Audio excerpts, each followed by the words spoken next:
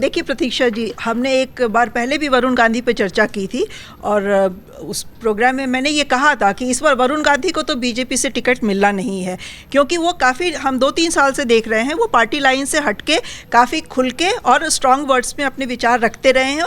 फिर चाहे वो फार्मर्स एजिटेशन हो या उन्होंने अनएम्प्लॉयमेंट के बारे में भी एक बार लेख लिखा था, तो वो बिल्कुल पार्टी लाइन से हटके है, वो बिल्कुल खुल के, और अगर क्रिटिकल भी उनके विचार हैं सरकार की पॉलिसी को लेके तो वो कहते हैं।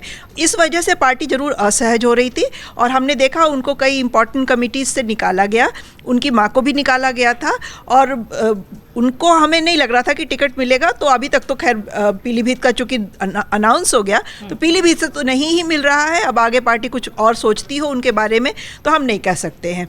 लेकिन आपने जो मेनका गांधी को टिकट, उन पे भरोसे की बात कही है, वो मेनका तो शुरू से बीजेपी से जुड़ी रही हैं, वो तो कांग्रेस में कभी रही नहीं है और मेनका पे भरोसा पार्टी का हमेशा रहा है। तो मेनका गांधी को टिकट देके पार्टी का 2 तरह से मतलब पूरा होता है।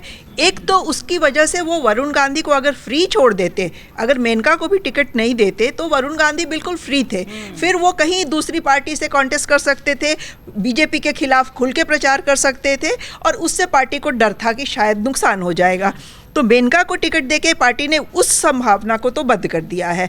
दूसरा, अगर वरुण गांधी के बीच में बहुत तेज चर्चाएं थी कांग्रेस में जाने की, तो मेनका को बीजेपी उम्मीदवार बना के, वो भी सुल्तानपुर से, तो वो भी संभावना बहुत हद तक बीजेपी ने क्लोज कर दी है। क्योंकि अगर मेनका नहीं लड़ रही होती सुल्तानपुर से और जिस तरह की चर्चाएं चल रही थी, राहुल और वरुण की मुलाकात हुई थी, तो रायबरेली, सुल्तानपुर, कहीं से वरुण गांधी को वो हो सकता था independent candidate supported by Congress या एज अ कांग्रेस कैंडिडेट वो खड़े हो जाते। तो वो संभावना भी अब चूंकि मेनका सुल्तानपुर से मैदान में है तो वो ख़त्म हो गई है। तो अब वरुण गांधी अपने बारे में क्या सोचते हैं ये हमें देखना होगा। वरुण ने जो अपने पीलीभीत के वोटर्स के लिए चिट्ठी लिखी है उसमें हमें एक चीज़ नोटिस करनी होगी कि उन्होंने कहीं पर भी ना प्राइम मिनिस्टर का शुक्रिया अदा किया है, ना बीजेपी का आभार व्यक्त किया है, ना अपने किसी भी, इतने साल का उनका जो राजनीतिक जीवन रहा है उसका क्रेडिट उन्होंने पार्टी में किसी भी नेता को दिया है। तो वरुण गांधी इंडिपेंडेंट अपना कोर्स चार्ट करेंगे, ये तो निश्चित है। अब ये देखना होगा कि इस लोकसभा चुनाव में वो एज इंडिपेंडेंट कैंडिडेट कहीं से लड़ते हैं या क्या करते हैं, कांग्रेस ज्वाइन करते हैं या अगले लोकसभा चुनाव तक वेट करते हैं। तो ये अपने आप में इंटरेस्टिंग होगा।